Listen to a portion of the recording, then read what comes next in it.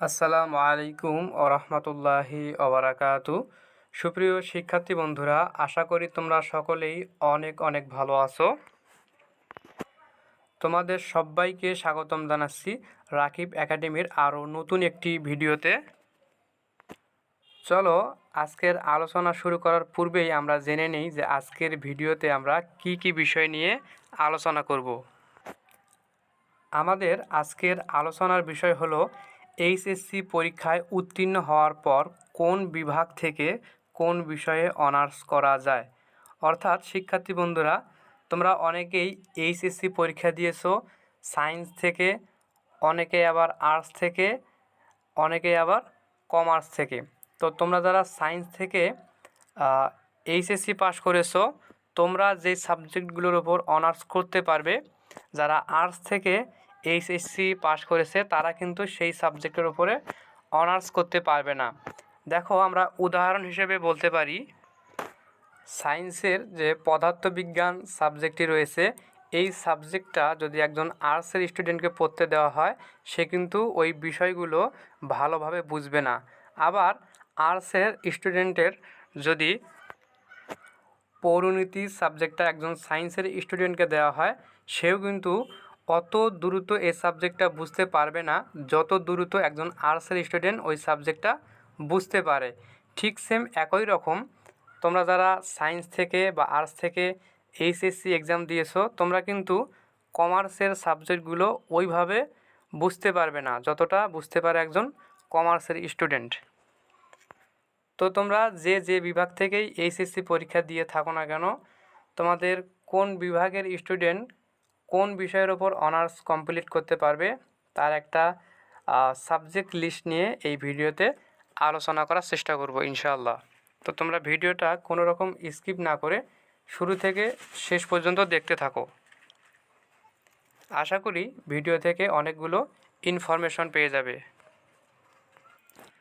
তো যাই হোক, চলো শিক্ষার্থী বন্ধুরা, আমরা প্রথমে ব্যবসায় বিভাগের বিষয়গুলো দেখে নেই। তোমরা হয়তো জানো যে আমাদের বাংলাদেশে ব্যবসায় শিক্ষায় এই শাখাটায় ছাত্র সংখ্যা কিন্তু তুলনামূলক অনেক কম।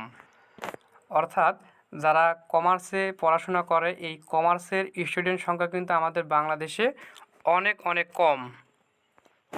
তো এই জন্য চলো প্রথমেই আমরা এই কমার্সের বা ব্যবসায় বিভাগের সাবজেক্টগুলো দেখে নেই। দেখো, ব্যবসায় বিভাগের বিষয়সমূহ।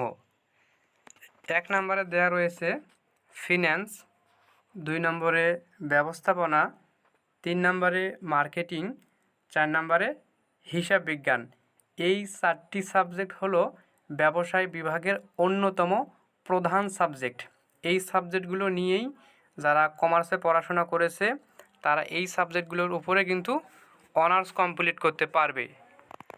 এখন প্রশ্ন হলো, আমি কি ব্যবসা শাখায় পড়লেই বা ব্যবসা শাখা থেকে এইচএসসি পাশ করলেই কি এই 4টা সাবজেক্টের উপরে অনার্স করতে পারবো? উত্তর হচ্ছে না। এই 4টা সাবজেক্টে অনার্স কমপ্লিট করার জন্য তোমার এইচএসসি এবং এসএসসিতে খুব ভালো একটা জিপিএ থাকতে হবে। তার ফলে তুমি এই সাবজেক্টগুলো তোমার রেজাল্টের ভিত্তিতে চয়েস দিবা। এর পরবর্তীতে কলেজ তোমাকে যে সাবজেক্টটি রেফার করবে, তোমাকে সেই সাবজেক্ট অনুযায়ী পড়তে হবে। তোমার যদি সাবজেক্ট পছন্দ না হয়, তুমি এর পরবর্তীতে আবারও কিন্তু মাইগ্রেশন করতে পারবে, যার ফলে তোমার সাবজেক্ট আবারও চেঞ্জ হবে। তো চলো এই বিষয়গুলো আমরা এখন আর না দেখি। তো আমরা দেখলাম যে ব্যবসায় বিভাগে মূলত এই 4টি সাবজেক্ট রয়েছে। 1 নম্বরে ফিন্যান্স, 2 নম্বরে ব্যবস্থাপনা, 3 নম্বরে মার্কেটিং, 4 নম্বরে হিসাব বিজ্ঞান। তো এখন আমরা দেখব মানবিক বিভাগের বিষয়গুলো। মানবিক বিভাগ বা আর্টসে যে সাবজেক্টগুলোর উপরে অনার্স কমপ্লিট করা যায়, আমরা এই সাবজেক্টগুলোর একটা লিস্ট দেখে নেব। দেখো, এখানে অনেকগুলো সাবজেক্ট দেখা যাচ্ছে। শুধু এই সাবজেক্টগুলো না, এই সাবজেক্টের বাহিরেও আরও অনেক সাবজেক্টের উপরে মানবিক বিভাগ থেকে অনার্স সম্পন্ন করা যায়। দেখো, 1 নম্বরে রয়েছে রাষ্ট্রবিজ্ঞান, 2 নম্বরে রয়েছে সমাজবিজ্ঞান, 3 নম্বরে রয়েছে সমাজকর্ম, 4 নম্বরে রয়েছে আরবি, 5 নম্বরে রয়েছে ইতিহাস, 6 নম্বরে রয়েছে বাংলা, 7 নম্বরে রয়েছে ইংরেজি, 8 নম্বরে রয়েছে দর্শন, 9 নম্বরে রয়েছে সংস্কৃত, 10 নম্বরে রয়েছে অর্থনীতি, 11 নম্বরে রয়েছে নৃবিজ্ঞান, 12 নম্বরে রয়েছে ইসলামিক স্টাডিজ। তো এই 12টি সাবজেক্ট হচ্ছে মানবিক বিভাগ থেকে অনার্স সম্পন্ন করার একটি তালিকা। এই সাবজেক্টগুলোর বাহিরে আরও যে সাবজেক্টগুলোর উপরে মানবিক বিভাগ থেকে অনার্স সম্পন্ন করা যায় সেই সাবজেক্টগুলো আমরা এখন দেখে নেব।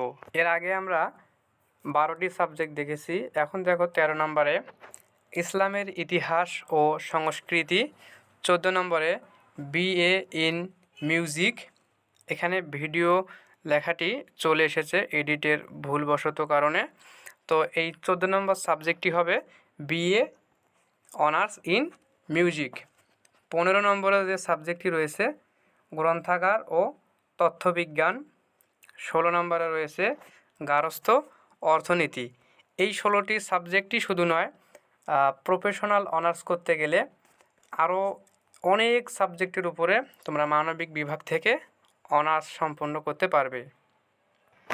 এখন এই সব সাবজেক্টের উপরে অনার্স সম্পন্ন করতে গেলে তোমার এসএসসি এবং এইচএসসিতে একটা ভালো জিপিএ থাকতে হবে। সেই ভালো জিপিএর মাধ্যমে আবেদন করে তুমি এই সাবজেক্টগুলো থেকে তোমার পছন্দের একটি সাবজেক্ট নিয়ে অনার্স করতে পারবে। শিক্ষার্থী বন্ধুরা, এতক্ষণ আমরা ব্যবসায় বিভাগের সাবজেক্টসমূহ, তার পরবর্তীতে আমরা মানবিক বিভাগের বিষয়সমূহ দেখে নিলাম।